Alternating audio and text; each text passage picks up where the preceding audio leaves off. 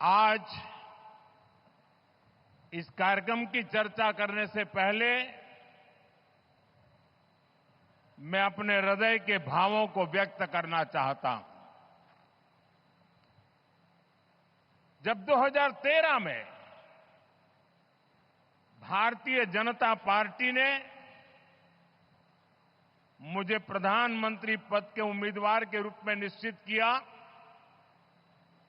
तो मैंने सबसे पहला काम किया था रायगढ़ के किले पर जाकर के छत्रपति शिवाजी महाराज की समाधि के सामने बैठ करके प्रार्थना की थी। एक भक्त अपने आराध्य देव को जिस प्रकार से प्रार्थना करता है, उसे भक्ति भाव से आशीर्वाद लेकर के मैंने राष्ट्र सेवा की एक नई यात्रा का आरंभ किया था। पिछले दिनों सिंधुदुर्ग में जो हुआ, मेरे लिए, मेरे सभी साथियों के लिए छत्रपति शिवाजी महाराज ये सिर्फ नाम नहीं है। हमारे लिए छत्रपति शिवाजी महाराज ये सिर्फ राजा महाराजा राजपुरुष मात्र नहीं है। हमारे लिए छत्रपति शिवाजी महाराज आराध्य देव है।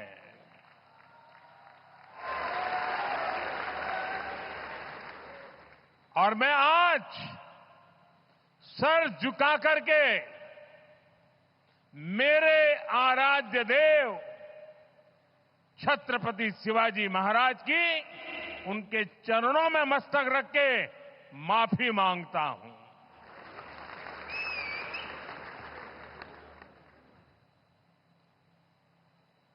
हमारे संस्कार अलग है। हम वो लोग नहीं हैं जो आए दिन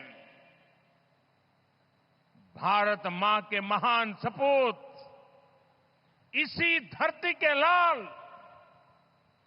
वीर सावरकर को अनाप शनाप गालियां देते रहते हैं, अपमानित करते रहते हैं, देशभक्तों की भावनाओं को कुचलते हैं। उसके बावजूद भी वीर सावरकर को गालियां देने के बावजूद भी माफी मांगने को जो तैयार नहीं है, अदालतों में जाकर के लड़ाई लड़ने को तैयार है, इतने बड़े महान सपूत का अपमान करके जिनको पश्चाताप नहीं होता है, महाराष्ट्र की जनता उनके संस्कार को अब जान ले। और ये हमारे संस्कार है कि इस धरती पर आते ही आज मैंने पहला काम मेरे आराध्य देव छत्रपति शिवाजी महाराज में उनके चरणों में सर झुका करके क्षमा मांगने का कर रहा हूं। मत्स्यिकी और जलीय कृषि भारत में लगभग 3 करोड़ मछुआरों और मत्स्य किसानों को आजीविका प्रदान करने वाला एक महत्वपूर्ण माध्यम है। पिछले 10 वर्षों में प्रधानमंत्री नरेंद्र मोदी जी के नेतृत्व में भारत सरकार ने फिशरीज सेक्टर में कई अहम रिफॉर्म किए हैं। मत्स्यिकी क्षेत्र के केंद्रित विकास के लिए भारत सरकार ने 2019 में मत्स्य पालन विभाग और नए मंत्रालय की स्थापना की। साथ ही मत्स्यिकी क्षेत्र के सर्वांगीण विकास के लिए विभिन्न योजनाओं को लागू किया। पहली बार देश में इतनी बड़ी व्यापक योजना बनाई गई है।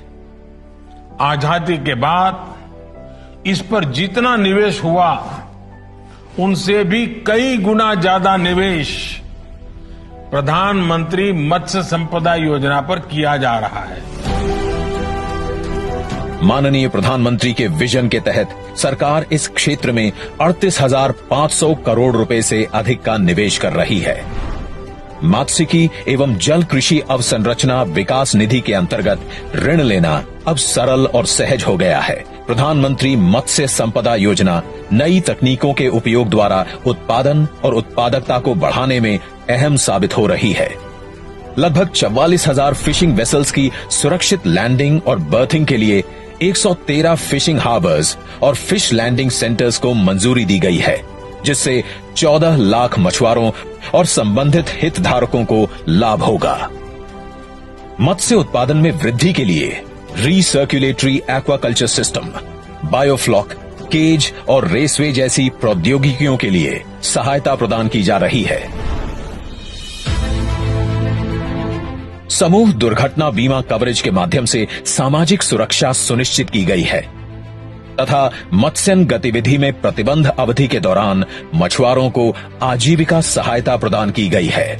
मत्स्य उत्पादन 175 लाख टन के रिकॉर्ड स्तर पर पहुंच गया है। साथ ही अंतर्देशीय मात्स्यिकी और जलीय कृषि उत्पादन तथा समुद्री खाद्य निर्यात 2 गुना हो गया है। प्रधानमंत्री मत्स्य किसान समृद्धि सह योजना PMMKSSY प्रधानमंत्री मत्स्य संपदा योजना के अंतर्गत एक नई उप योजना है। इस उप योजना को मंजूरी मिल गई है। भारत सरकार द्वारा इंटीग्रेटेड स्मार्ट फिशिंग हार्बर्स का विकास, विश्व स्तरीय मत्स्य बाजारों की स्थापना और मात्स्यिकी क्षेत्र में क्लस्टर आधारित विकास जैसी नई पहल की गई हैं। किसान क्रेडिट कार्ड की सुविधा मछुआरों और मत्स्य किसानों तक पहुंचाई गई। 30 अगस्त 2024 को पालघर, महाराष्ट्र में माननीय प्रधानमंत्री जी द्वारा 1200 करोड़ रुपए की 217 मात्स्यिकी परियोजनाएं लॉन्च हो रही हैं, जिससे 5 लाख से अधिक मछुआरों और मत्स्य किसानों को रोजगार और लाभ मिलेगा। इसके अलावा माननीय प्रधानमंत्री जी 364 करोड़ रुपए के vessel communication and support system के नेशनल रोल आउट को भी लॉन्च कर रहे हैं, जिसके तहत मछुआरों की सुरक्षा के लिए 1 लाख फिशिंग वेसल्स पर ट्रांसपॉन्डर लगाने को मंजूरी दी गई है। जैसा कि हमारे माननीय प्रधानमंत्री ने कल्पना की है, आत्मनिर्भर भारत के लिए आज भारत का मात्स्यिकी क्षेत्र ग्लोबल लीडर बनने की दिशा में गर्व से आगे बढ़ रहा है। India's next monumental leap in maritime excellence, presenting the Vadhavan mega port of the 21st century. Strategically located just 150 kilometers from Mumbai, the Vadhavan mega port is set to be completed in 2 transformative phases, which will provide state-of-the-art facilities with unmatched capabilities. By the end of its second phase, the Vadhavan megaport will handle an astounding 23.2 million TEUs. It will drive employment and empower communities by creating more than 12 lakh direct jobs and over 1 crore indirect jobs. Dedicated freight corridors, DFCs, will ensure faster, more efficient connectivity nationwide. And its location will provide direct connectivity to INSTC and IMEEC. Vadhavan is set to contribute over 1% to Maharashtra's GDP, aligning seamlessly with the state's $1 trillion vision for growth and prosperity. From the beginning, Vadhavan was conceived as a green port. It balances economic growth with environmental stewardship in support of India's blue economy.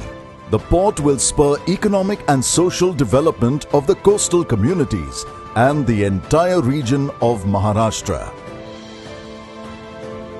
Guided by the visionary leadership of Honorable Prime Minister Narendra Modi, the Vadhavan megaport reflects his relentless drive for a Viksit Bharat. Welcome to the Vadhavan megaport, where India's maritime journey is just beginning.